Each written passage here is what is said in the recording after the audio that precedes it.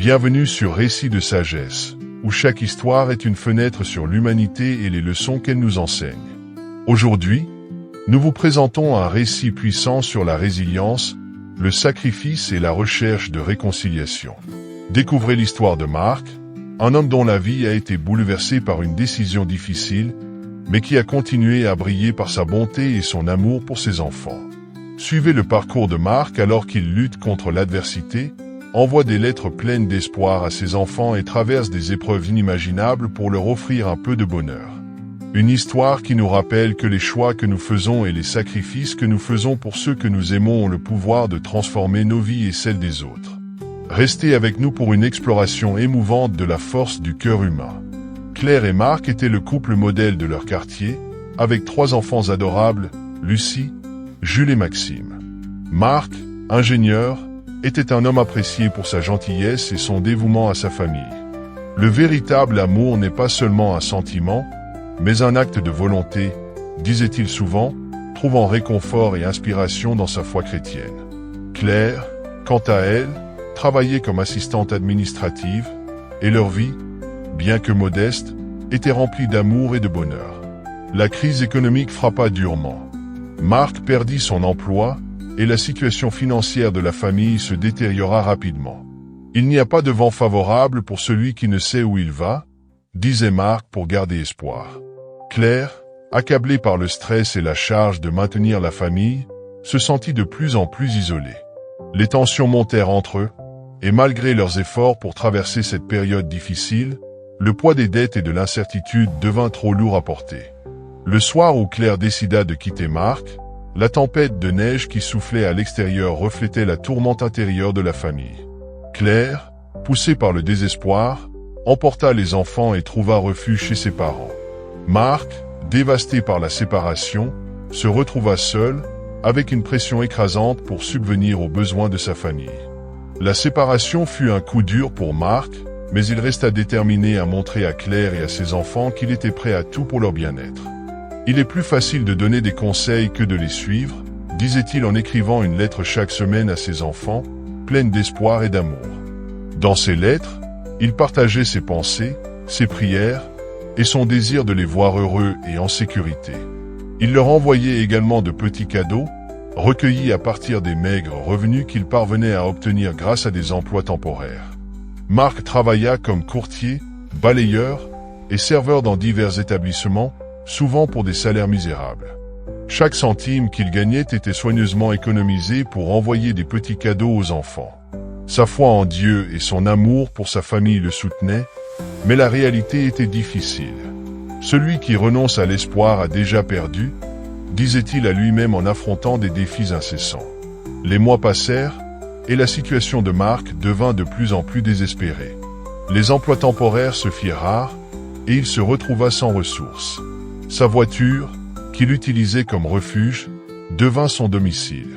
Il dormait à l'intérieur, garé dans des endroits isolés pour éviter les regards curieux et les autorités.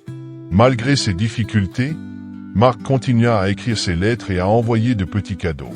Ses enfants reçurent des jouets simples, des livres et des lettres pleines d'encouragement. Marc espérait que ces gestes, aussi modestes soient-ils, rappelleraient aux enfants combien ils étaient aimés, malgré les circonstances difficiles. La période fut marquée par une lutte incessante pour la survie. Marc demanda de l'aide aux églises locales et aux organisations caritatives, trouvant un soutien sporadique mais essentiel. Sa foi en Dieu et son désir de protéger sa famille étaient les seules choses qui l'empêchaient de sombrer dans le désespoir total.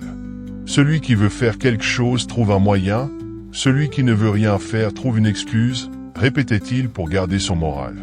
Pendant que Marc vivait ses épreuves, Claire tentait de reconstruire sa vie avec Thomas, un homme d'affaires prospère.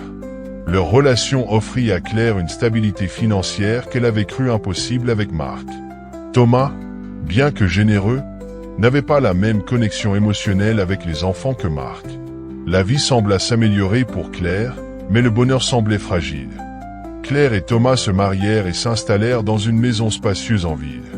Les enfants s'adaptèrent lentement à leur nouveau mode de vie, bénéficiant des avantages matériels que leur nouveau père pouvait offrir. Cependant, les problèmes de santé de Thomas commencèrent à assombrir leur nouvelle vie. 2 ans après le mariage, la vie de Claire et Thomas bascula dans la tragédie. Thomas, malgré ses succès professionnels, fut diagnostiqué avec un cancer avancé. Les traitements étaient coûteux et épuisants, et malgré tous leurs efforts, la maladie continua de progresser. Claire se retrouva déchirée entre le soutien à son mari malade et la responsabilité d'élever ses enfants. Le combat contre la maladie de Thomas fut éprouvant. Claire passa ses journées à s'occuper de lui et ses nuits à réfléchir aux décisions qui l'avaient amené à cette situation. Les enfants, bien que réconfortés par la présence de leur mère, souffraient de la maladie de leur nouveau père et de l'instabilité émotionnelle qui en résultait. Lorsque Thomas mourut, Claire fut confrontée à la réalité de ses choix passés. Elle se retrouva seule avec ses enfants, éprouvée par la perte de leur nouveau père. Les difficultés financières s'accentuèrent, et Claire se retrouva à devoir affronter ses propres regrets tout en essayant de reconstruire la vie de ses enfants. Dans ces moments difficiles, Claire réfléchit à sa décision de quitter Marc. Elle se remémora les lettres que Marc avait écrites à leurs enfants et les petits cadeaux qu'il leur avait envoyés. Ces souvenirs éveillèrent en elle une profonde prise de conscience sur la véritable valeur de la famille et des sacrifices faits par Marc. Il n'est jamais trop tard pour revenir sur ses erreurs, se disait-elle en cherchant une voie vers la réconciliation. Marc, ayant surmonté de nombreuses difficultés, avait finalement trouvé un emploi stable dans une grande entreprise. Sa situation s'était améliorée, et il était prêt à aider Claire et les enfants, non seulement financièrement, mais aussi émotionnellement. Il avait réussi à reconstruire sa vie et souhaitait offrir un soutien à sa famille brisée.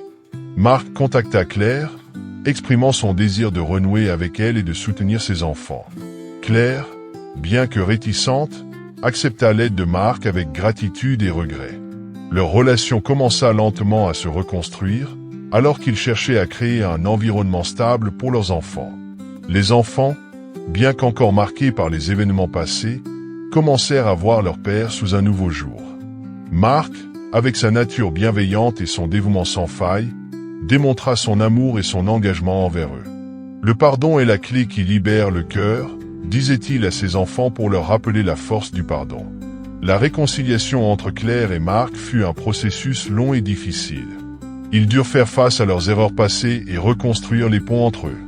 Claire, en particulier, devait accepter ses choix passés et comprendre que le vrai bonheur ne résidait pas seulement dans les circonstances matérielles mais dans les relations humaines et la capacité à pardonner. Marc, quant à lui, continua à démontrer son amour pour ses enfants et son engagement envers Claire. Leur relation se transforma en une coopération pour assurer le bien-être des enfants et reconstruire une famille unie. Au fil du temps, Claire et Marc trouvèrent un équilibre. Ils travaillèrent ensemble pour offrir à leurs enfants une vie stable et aimante. Les enfants, voyant leurs parents surmonter les obstacles et se réconcilier, commencèrent à comprendre la valeur du pardon et de l'amour familial. Marc, avec son cœur généreux et son engagement envers sa famille, devint un modèle de persévérance et de dévouement.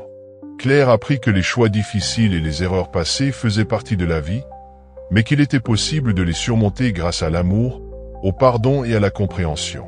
Cette histoire démontre que les choix difficiles et les erreurs peuvent avoir des répercussions profondes sur nos vies et celles de nos proches. Elle souligne l'importance du pardon, de la réconciliation et de la persévérance face à l'adversité. Marc, par son dévouement et son amour pour sa famille, a montré que même dans les moments les plus sombres, l'espoir et la bonté peuvent prévaloir. Comme le disait Marc, les sacrifices personnels et l'amour inconditionnel peuvent transformer des vies et nous guider vers un avenir meilleur. L'histoire de Marc et Claire est un puissant témoignage de la résilience humaine et de la force de l'amour véritable. Comme le dit le proverbe africain, la rivière a toujours sa source, et la source reste pure. Malgré les tempêtes et les obstacles, Marc a su puiser dans la pureté de son cœur pour offrir à sa famille l'espoir et la réconciliation qu'il cherchait désespérément. Marc et Claire nous rappellent que les chemins les plus difficiles peuvent mener aux plus belles transformations. Leur voyage, bien que semé d'embûches, est la preuve vivante que les choix courageux et les sacrifices personnels ont le pouvoir de guérir, de reconstruire et de réconcilier. Comme le disait Gandhi, soyez le changement que vous voulez voir dans le monde. Marc, en incarnant l'amour et le dévouement, est devenu ce changement, illuminant le chemin vers un avenir meilleur pour ses enfants et pour lui-même. Merci d'avoir suivi ce récit poignant avec nous. Si cette histoire vous a touché, n'oubliez pas de vous abonner pour d'autres explorations inspirantes de la force du cœur humain. Laissez-nous un commentaire pour partager vos réflexions et impressions, et n'hésitez pas à cliquer sur la cloche pour ne manquer aucune de nos prochaines vidéos. Restez connectés, et souvenez-vous toujours que, comme le disait Victor Hugo, la vie est une aventure audacieuse où elle n'est rien. À très bientôt pour de nouvelles histoires qui nourrissent l'âme et inspirent le cœur.